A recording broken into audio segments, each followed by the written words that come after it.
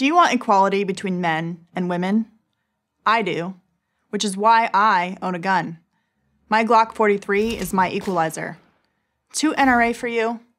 Then let's take a step back and think about this. I will start with this premise. Men are physically stronger than women. I know, even this is controversial these days, but men have more muscle mass and greater bone density. They run faster and punch harder. It's called biology.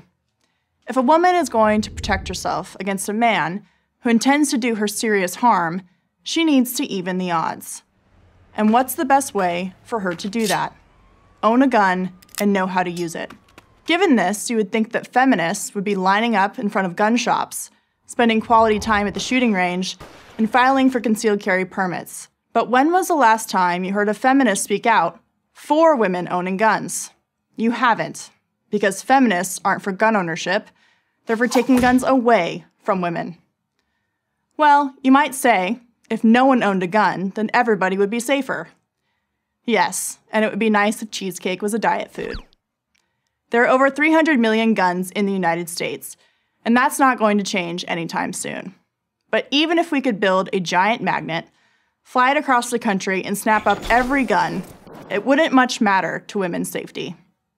In Great Britain, where it's almost impossible to get a gun, a woman is 3 times more likely to be raped than in America, according to a study by David Kopel, a professor of constitutional law at Denver University. Here's another telling comparison between gun-free UK and gun-owning US. In the United States, only about 13% of home burglaries take place when the occupants are home. But in the UK, almost 60% do. Professor Kopel explains the disparity. American burglars avoid occupied homes because of the risk of getting shot. English burglars prefer occupied homes because there will be wallets and purses with cash. And by the way, an assailant doesn't need a gun to be dangerous. What do you do if you're a woman and a man comes at you with a knife, or just his bare hands? If you want to depend on pepper spray or a whistle, okay. But I think your finger on the trigger of a gun would be more effective. Take the example of mail carrier Catherine Lotta. After she had been assaulted and raped by her ex-boyfriend, Lotta tried to purchase a firearm. She was told it might take a month to get a permit. "I'll be dead by then," she recalls telling the clerk. That afternoon, she went to a rough part of town and bought a handgun. 5 hours later, her ex-boyfriend attacked her outside of her home. She shot him in self-defense and saved her life. I should add that firing a gun is very rare.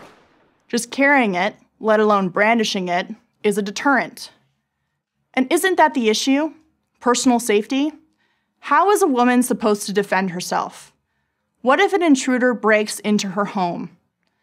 Liberal TV personality Sherry Shepherd answered this question a few years ago. At 1 in the morning, the alarm in our house went off, Shepherd told her co-hosts on the popular daytime show, The View. As the alarm blared, her husband, Sal, went downstairs to look around. If something happened to him, a terrified Shepherd realized she had no way to protect herself or her son, Jeffrey. All I had was this wicker basket. I don't have a bat, nothing. We're going to get a gun, I told Sal. This just made me realize how vulnerable you are if you can't protect your home. And the police were wonderful. They came about 7 minutes later. But to me, that's 7 minutes too late. Luckily for Shepherd, the incident was a false alarm. But there are lots of cases where the alarm is real, especially in high-crime areas. Yet every year, progressives push for more and more gun control without ever considering who will pay the price. It won't be the bad guys. They always get the guns they want. It will be the good women who need to equal the odds in a dangerous confrontation with a man. Women owning guns shouldn't be a partisan issue. In fact, it's a women's rights issue. I'm all for equality between the sexes, and I practice what I preach. That's why I own a gun. I'm Katie Pavlić for Prager University.